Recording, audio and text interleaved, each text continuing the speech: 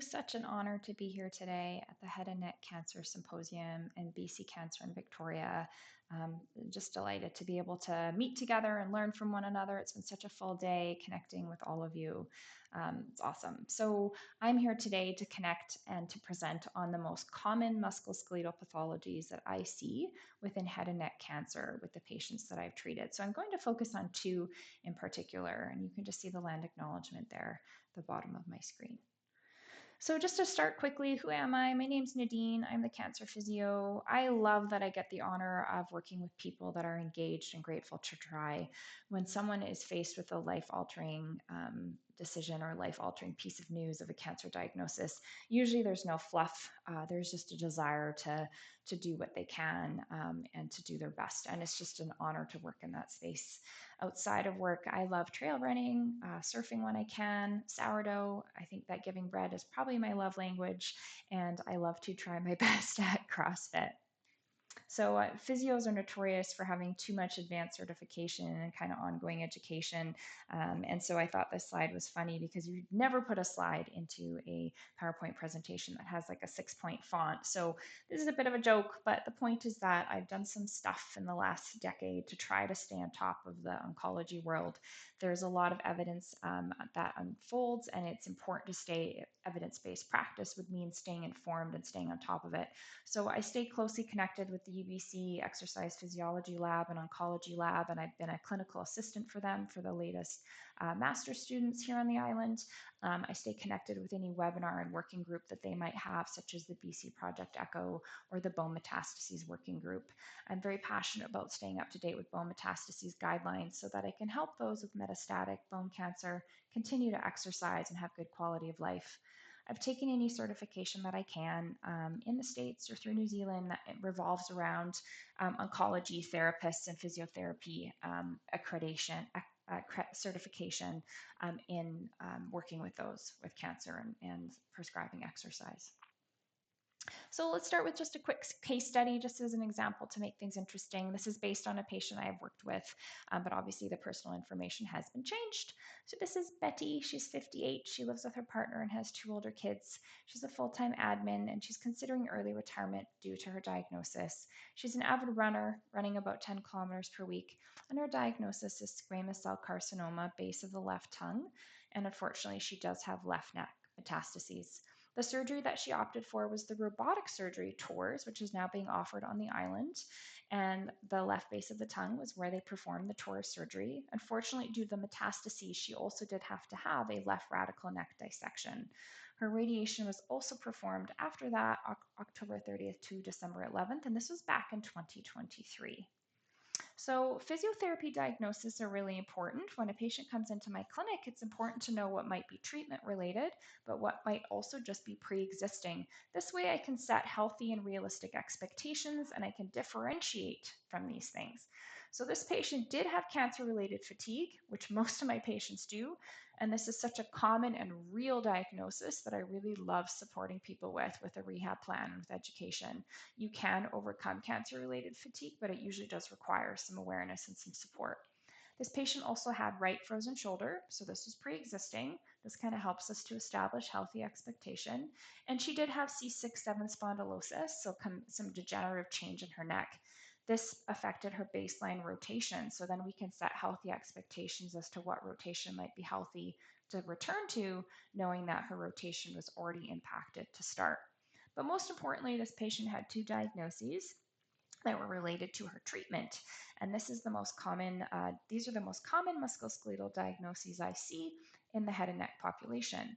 Spinal accessory nerve palsy is one, and radiation fibrosis syndrome is the other. And we're going to talk briefly about both today. Spinal accessory nerve palsy. So what does this nerve innervate? It innervates the sternocleidomastoid, otherwise known as the SCM. This is the muscle that is on the front of the neck. And if you bring your ear to your shoulder and you look up, it pops out on that same side.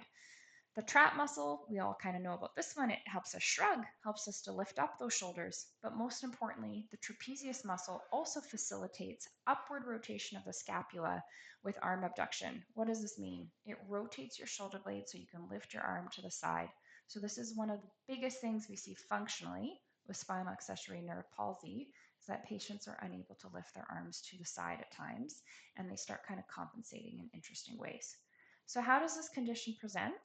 Well, we definitely can see scap winging. So sometimes that shoulder blade is not nicely glued against the rib cage. On the affected side, it might pop out a little bit. This is due to some of those muscle weaknesses or wasting. But we'll also see some shoulder drop, maybe a little bit of a change in the muscle of the trap in the SCM, which presents as kind of a sunken in looking neck or an asymmetrical neckline on the affected side. Sometimes we don't see the scap winging, but when we do the positive scapular flip sign, we see that scap kind of pop out, which helps us to understand that there is some weakness there. Sometimes with these patients, they can't quite lift their arms to the side. Sometimes they have a little bit of ability to do so, but they start moving it forward, which we call flexion bias. There is often a limitation in an ability to shrug the shoulders, and then some strength testing will present some weaknesses. And then often as a compensation, some other muscles kind of pick up the slack and they can end up being hypertonic, which means when I feel them, they can be really tight or the patients report a lot of tension in that area. So let's put this together with some videos just so that you can see kind of what I'm talking about. This first video shows that kind of inability to lift the arms straight to the side. You're going to see that he kind of leans back and he uses his pecs a lot, and he's kind of compensating by using some stuff in the front of the shoulder instead of the back. So as he kind of brings those arms up, the pecs pop out. So we're just going to do that again. You can kind of see that interesting compensation there. The shoulders kind of roll forward and inward. He leans back and then the scaps wing, and that's how he's able to lift his arms up. And from the side here, you can really see that shoulder blade kind of wing there. It really pops out and the arms kind of come forward in order to come up. So just some interesting compensations. But what was really amazing about that patient is that he was super fit and found amazing functional adaptations, maintained his fitness and his way of doing things. But he actually had some spinal accessory nerve palsy on both sides.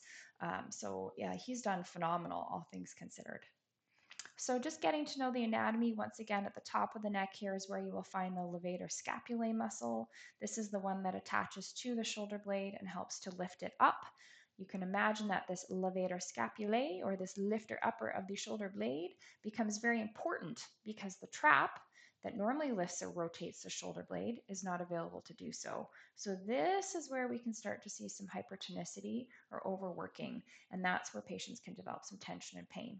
The next two muscles, rhomboids, serratus anterior, are very important to build up because they can help compensate for the weakness and help us. The rhomboids help to bring the shoulder blade to the spine. The serratus helps to bring that shoulder blade down. So you can imagine anything that stops the winging, helps the shoulder blade to stick to the ribs or to stay down, is very helpful for these patients. So what are the physiotherapy goals for spinal accessory nerve palsy? Well, first and foremost, we need to establish expectation. We know that there are varying degrees of nerve injury. We know that this can't always be fully predictable. I've had patients like the one you saw a video of was told he would not lift his arms up again to the side. And he technically isn't quite doing that, but with other phenomenal strength, he found a way. So sometimes amazing functional adaptations take place. Sometimes the nerves are suffocated by radiation or just by the surgery, and they weren't fully injured, but we do see some temporary paralysis. So we really want to stay open and not use deterministic language. So the other goal that's very important is pain management. These patients would very much benefit from manual therapy, as you saw. I get my hands on there, we decompress the neck, we glide the joints in a safe way, and this can really help with pain. If the lymphatics permit and the lymphedema is well managed, we may consider some dry needling with the patient's consent. Self-myofascial release can be helpful, using balls or other such tools to get some good stretch and release in the muscles that are tight. Of course, exercise is the bread and butter. Regular stretching and strength training can really help correct. Aerobic exercise, the ultimate pain management tool, helps to release pain management hormones naturally. For these patients, at times, bracing can also be helpful. Sometimes for long drives or sleeping, bracing can help stabilize the shoulder blade and stop that winging, stop things from overworking. Most important, we want to improve shoulder function. We do this with corrective exercise for spinal accessory nerve palsy. So what does corrective exercise look like? Well, we want to rebalance that shoulder. It might have some winging and some serious weaknesses, and we need to promote scapular stability. If there's muscles that have kind of weakened or wasted and they're not coming back, we need to really be strategic about how we're going to help rebalance the shoulder. We can highlight some of those muscles in the first number one point there that we've talked about in previous slides, and we can do that with a variety of exercises as I've listed here. Sometimes it's a little bit of a 4-point exercise or some banded work. For some patients that are more fit, like the one you saw in the video, it's a bent over row. Point is the exercises need to be personalized and achievable for the patient, accessible, and they need to have healthy habits and it needs to make sense to them. So we also need to keep those other muscles from overworking, the pecs, the levator scapulae. As you saw, they can get really tight. Next condition and final condition here is radiation fibrosis syndrome. So we see this a lot as well in the head and neck cancer population. Patients might come in with hyperpigmentation or signs of radiation dermatitis like reddening of the skin or flaking around the neck. The radiation site shows a lot of stress. That's typically signs that there was a lot of toxicity associated with the radiation. And this means that there's probably some fibrosis that occurred. We can see weakening of the neck muscles as well.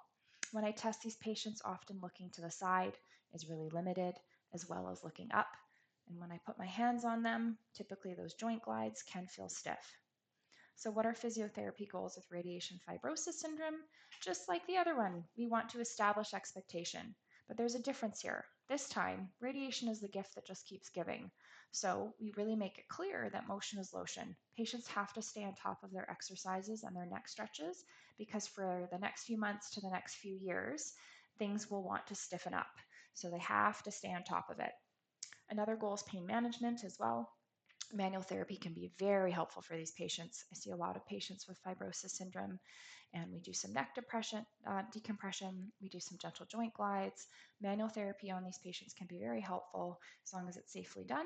Same thing with dry needling. If the lymphatics permit and the lymphedema is managed, patient consents, we can try that. Once again, self-myofascial release that they perform themselves can be very helpful. Exercises as well, and once again, that aerobic exercise, the ultimate painkiller of all, can be helpful with pain. But really, with these patients, we're just trying to preserve and improve your cervical function, your range of motion. So, motion is lotion, and I can't emphasize that enough. And make sure that they have a good kind of routine that they're doing at home themselves with a few other tools. So, once again, thank you so much for letting me present today and be here to collaborate with you all. Cancer physios can help with pain and promote exercise as medicine in the head and neck cancer population. Thank you so much for trusting me with your patients over the last few years. It's been an honor.